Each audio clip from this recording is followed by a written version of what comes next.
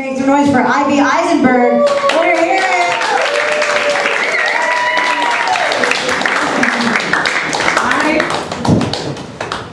Very good. I'm still trying to figure out this choking thing and the finger and the ass thing. And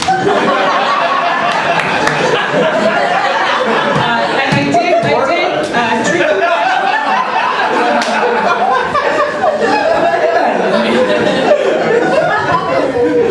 That's about as dirty as it gets, I'm sorry. Although I did read 50 Shades of Grey, True Confessions, I was looking for a place for a middle-aged lady to fix our hair, and but of course that never happened. So you know, this is great. I can't see a thing, but hi everyone. You know, I was like, you know, I'm having a good time. Last week I dressed in my work clothes. This week I dressed a little more appropriately. You know, and I looked in the mirror, and it's like, you look good when you look in the mirror. It's like your photoshopped self. You know, you have my chin was, you had no chin, and you know, and I looked really good. And then when you look at yourself back in the you know, a film or a photo, it's like, oh my goodness, look at that, right? So, but the mirror is great. The mirror is great. So, I just want to say that I was the only fat kid in my class when I was growing up. And back then, for you young people, there was really like only one fat kid in the class. It wasn't like the whole class was fat, right?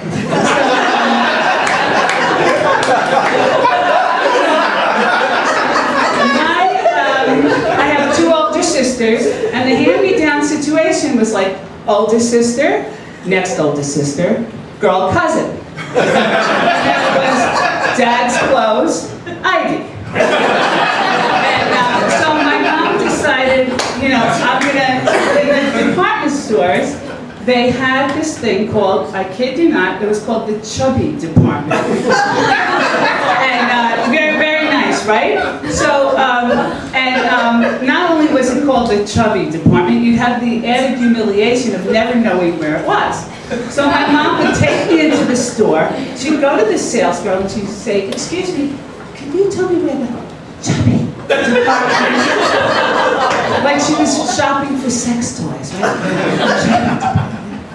And the sales girl would say, oh, the chubby department. It's like, oh, like she was on a PA system. Oh, yes, we have a fatty here, fatty there. I'll tell you where the chubby department is. You go straight past the men's, past the petite. Past the hosiery, the luggage, and it's there in the corner. In the zone of shame.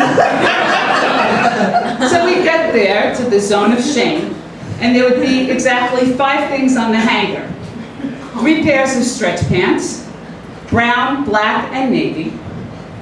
A slimming shift dress that looked like a house coat except it had a clown ruffle on it.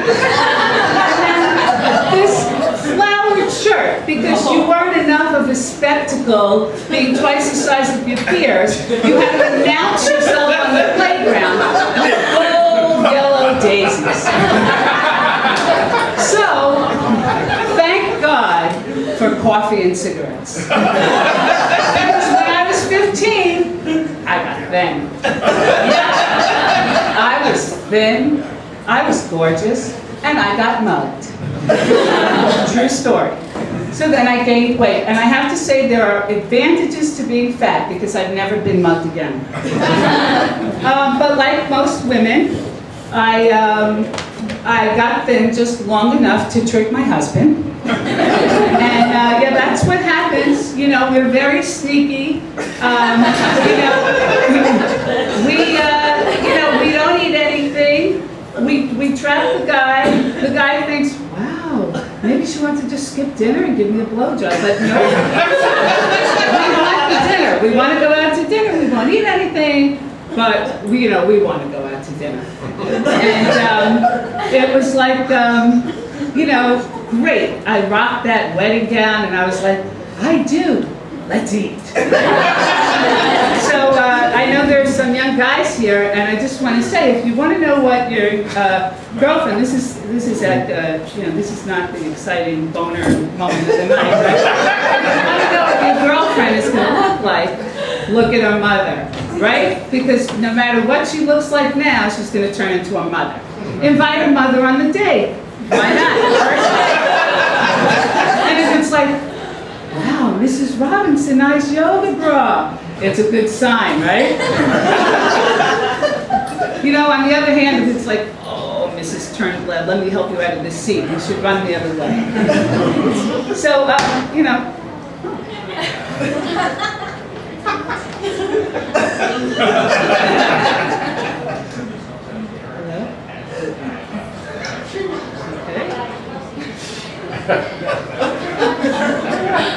I'm not going to sing show tunes, I'll tell you. Though they were all coming to me back there. It really worked. Okay, we're back in business. So, men stay skinny. My husband's skinny. People say he looks like Steve Jobs. Aren't I lucky? One of them is dead and rich.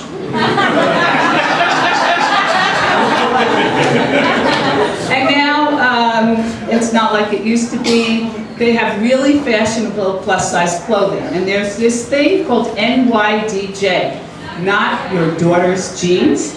And they're really good. They get rid of not only do they get rid of the muffin top, they get rid of these crescent roll bottoms. And they're certainly not your daughter's jeans. They don't show your buns when you bend down. So basically, they're carb-free jeans, right? No muffin top, no crescent roll bottoms. Speaking of jeans, I'm a little annoyed to see what these guys look like with their pants pulled down and their boxers showing. These guys, they walk around, and it's pretty interesting. In the suburbs, they're walking around like this. They can hardly walk, and they're all going to the high school, and it's like March of the Penguins. And they're like, they think they're real badass. Yeah, you're a gangster, you're a badass. No, you have a badass, and I don't want to see it, right? So, speaking of asses, Kim Kardashian. Right? I'm so sick of seeing it's summertime, and in every tabloid, you see pictures of her ass. And it's like, she has one, I have to say, it's not nice, but she's got one big butt, doesn't she? It's like she's got cannibal stuffed in her swimsuit. And she needs these, like, foot-long eyelashes to balance her out. So, I don't know if you guys have heard of the Tiger Mom. These Chinese women that their kids are like, you have to study, you have no play dates, you have to play piano for 10 hours, get into the top school. So I have kids, and I will say, I'm the manatee mom. I'm very laid back, I'm relaxed, my kids play guitar. I have a middle-aged hippie, comes to the house. My kids don't want to practice, whatever, right? So it's, moms are always, animals or cats or something. Then there's the cougar mom, of course. So the tiger mom is like, you study, you get straight A's, you get into the good school. And the cougar mom is like, wow, when's Danny coming over?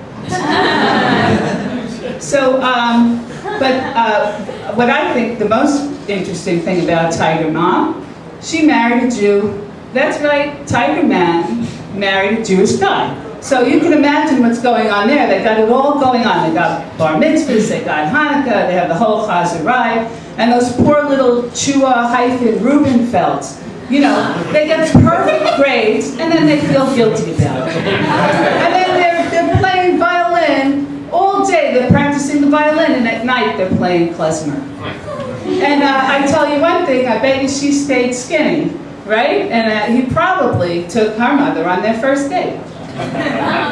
So my name is Eisenberg. Thank you very much.